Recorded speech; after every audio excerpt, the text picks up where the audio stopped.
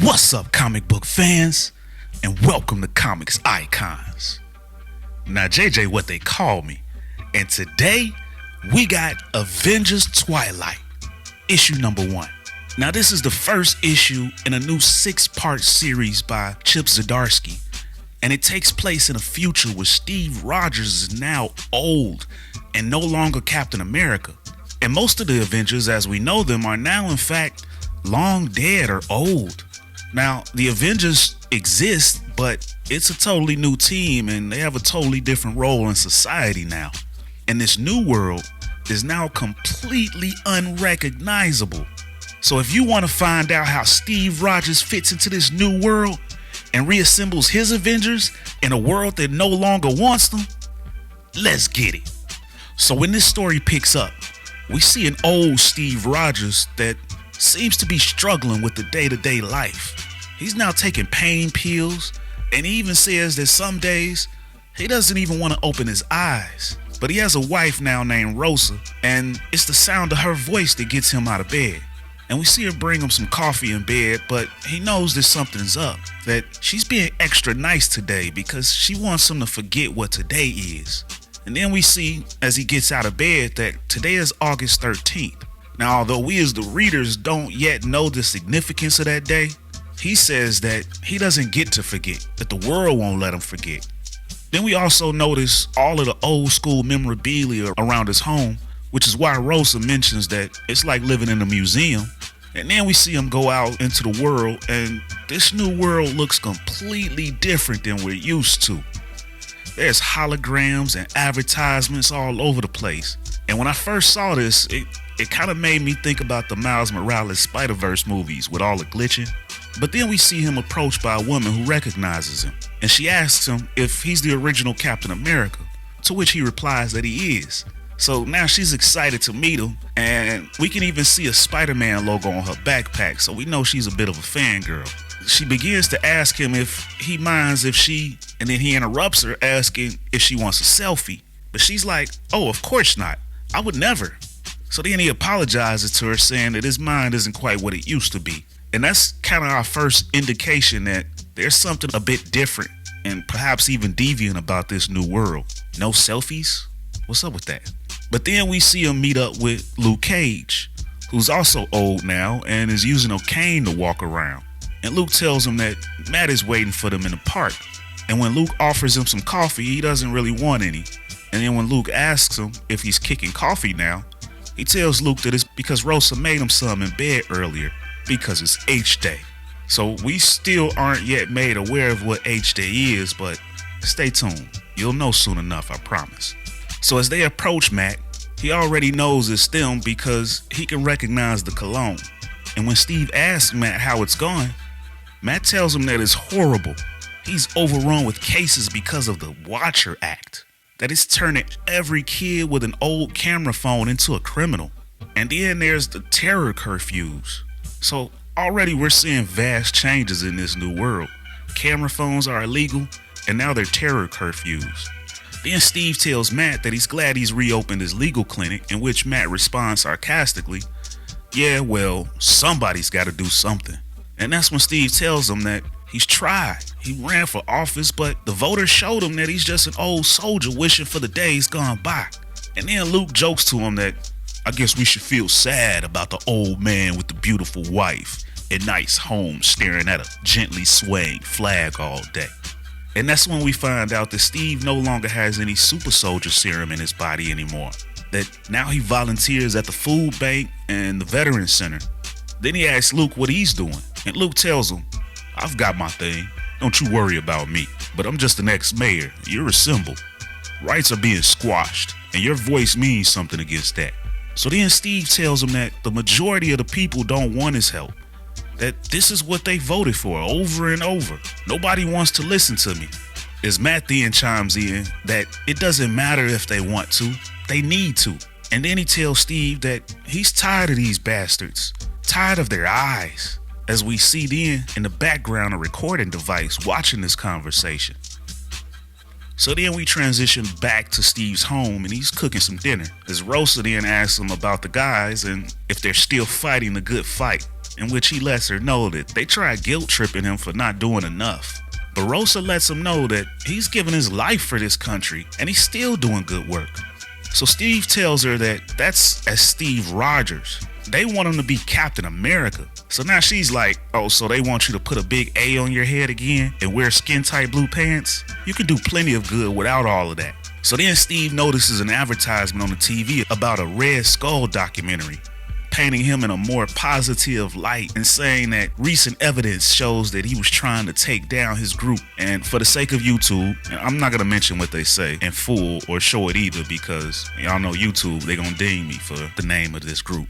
But the ad goes on to say that he sacrificed his own face, family, and reputation. Join us as we explore the history of the Red Skull and the men who came after, further twisting his story, in which we see a clip of Steve Rogers. And so now, Steve is angry. He knows that's not the truth, that Red Skull only wanted to take down the leader of that group so he could lead it for himself. And he angrily walks away and heads to bed without eating the dinner he just cooked, saying that nobody cares about the truth anymore. So he goes to bed, but not before he picks up an old picture of he and the Avengers. And then we transition away from there and we see a news broadcast with a reporter interviewing the current Avengers, and the reporter asks Iron Man how he discovered this Hydra plot that they just stopped. And then Iron Man, he credits the FBI, but Captain America tells the reporter that Iron Man is being modest and that they're constantly amazed at the advancements to his armor thanks to Stark technology. So we can see now that this new Avengers team seems quite different, and they kind of seem to really be sucking up the Stark technology. I don't know about that, but we'll see. So then we meet James Stark, the son of Tony Stark and Janet Van Dyne, the Wasp, who's watching this broadcast from his bed, and he says to the TV, "You're welcome," to the comment that Captain America just made on the screen. As a man then brings him some coffee and tells him that he could be thanked for a lot more if he just agreed to be Iron Man. And then we find out that this guy is Jarvis, but not the Jarvis that we're familiar with. It's his brother Kyle. Then we find out that it was Kyle Jarvis that raised James Stark. And he tells James that he just heard back from the president and that he needs Stark to come up with a better series of soldier armor now that Latveria has increased hostilities on the Hungarian border. To which Stark tells him that he just did that and he doesn't know what else to add to them. So Jarvis then tells James that maybe he should go ahead to the raft and come up with something. So now James is like, "Anything else, Mr. CEO?" And Jarvis then tells him, "Well, now that you mention it, the FBI also let us know we may have to help talk down an old friend." And then he shows him a hologram of the conversation in the park with Steve Rogers, Luke Cage, and Matt Murdock from earlier on in the story. Then we transition over to a news station where Steve Rogers is about to go on live, and the news crew is ecstatic to have him on, when then they're met by James Stark, who calls Rogers Uncle Steve, in which Steve calls him Jimmy, and James replies to him that he hasn't been called that in a long time. You really do live in the past, don't you?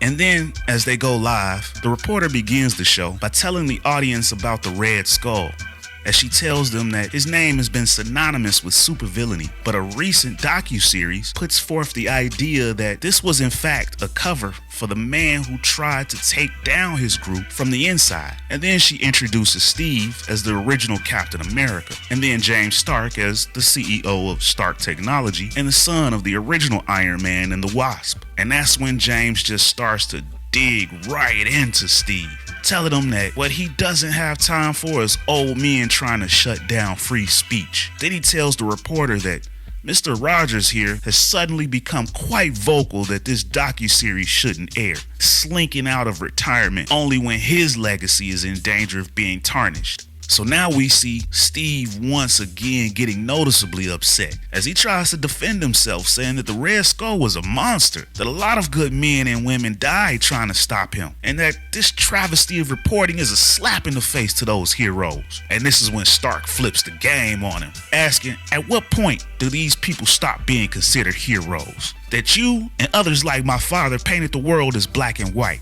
heroes and villains, but then you brought us H-Day. Then the reporter chimes in and tells us that Hero Day is a national tragedy. And then we're shown some of the damage of that day on screen. And then the reporter calls it a day of reckoning for the superhero community. Hundreds dead, Boston leveled. Then James adds that it was the day the world woke up and realized there is no line between vigilante heroes and media dubbed villains. Unparalleled destruction by all, but the death count fell mostly to Dr. Bruce Banner, the Hulk. Then he asks Steve. He was a founding member of the Avengers, was he not? So then Steve tells us that it was Ultron, that he enhanced the villains and took control of Banner. But then James rebuts that Ultron, the evil AI, was a creation of another Avenger, Dr. Hank Pym. How are we supposed to believe you about the Red Skull when you don't even know what a hero looks like? Damn, y'all.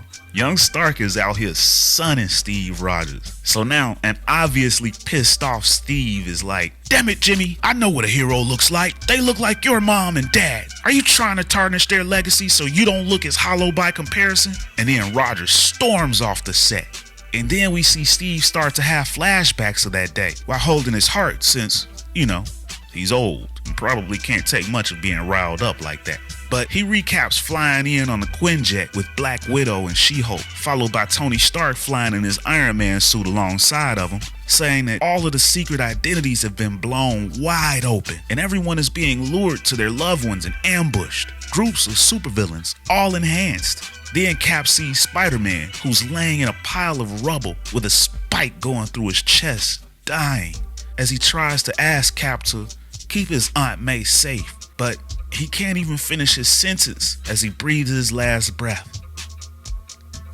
So then we go back to current day as Steve's freaking out from this flashback and he's approached by some guards wearing some Iron Man style suits with helmets that look like Batman from the Batman v Superman movie, and they got SHIELD logos on them. And they tell Steve that it's almost curfew and he needs to get indoors before he's put into a jail cell. Now Steve's worried because subways aren't even running now.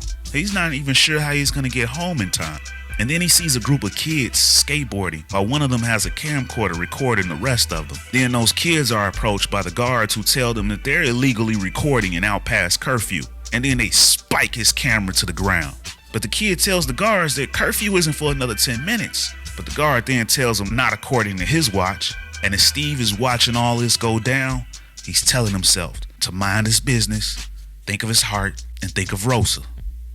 But when Steve sees those officers attempting to arrest those kids, he can't help himself. And he tells the officers that the kids have learned their lesson. And when the officers tell Steve to move along, that's when Steve can't take anymore and he begins to fight back.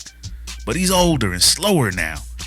And even though he's able to get the upper hand initially, as he tells the kids to run, he's clubbed in the back of the head by the officers, who then proceed to open up a can on old Steve.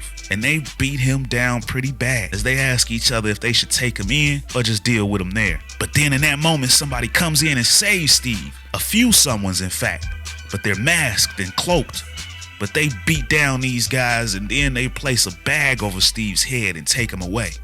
Then we transition back to James Stark as he's making an impromptu visit to the Raft, which we know is basically a supermax prison for supervillains, at least as we know it in the current Marvel universe. But when James arrives, he's greeted by a man named Maxwell who didn't know James was coming and is worried about security protocols. And then he tells Stark that he respects that Stark is the only one who can make contact, but their scans tell them that too much usage could lead to irreparable damage. Now, we don't yet know who he's talking about when he says Stark is the only one that can make contact, but stay tuned. Plot twist. But then this Maxwell guy tells James that there's also the danger of the public finding out. And James is like, I know that's not a threat because I've given you plenty of advancements for your psycho-rehabilitation programs. So then he heads into this private room and he makes Maxwell stay behind and tells him, this isn't for you. This is family business. Then when he gets in the room, we see the floating head of one Tony Stark. As James then puts on this Iron Man type helmet that allows him to communicate with Tony, he says to him, hey dad, told y'all.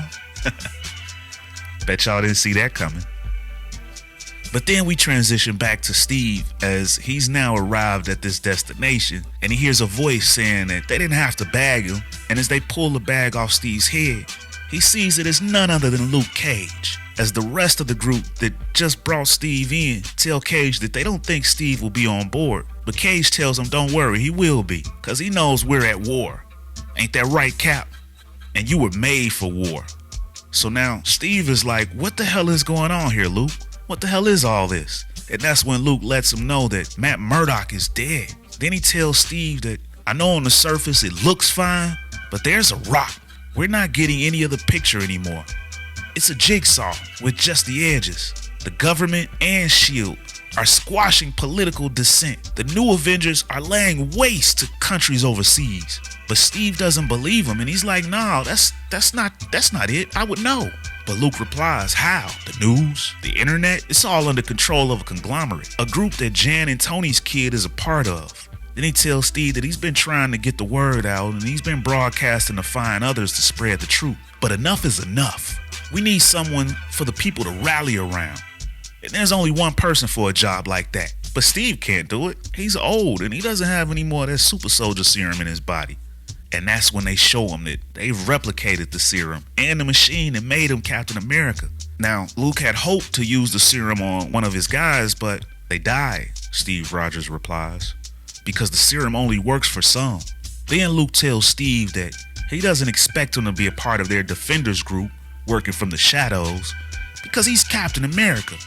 He's an Avenger. So then Steve asks if the Defenders is Luke's group, but Luke tells him that it's not. He's just an old man handing out some wisdom.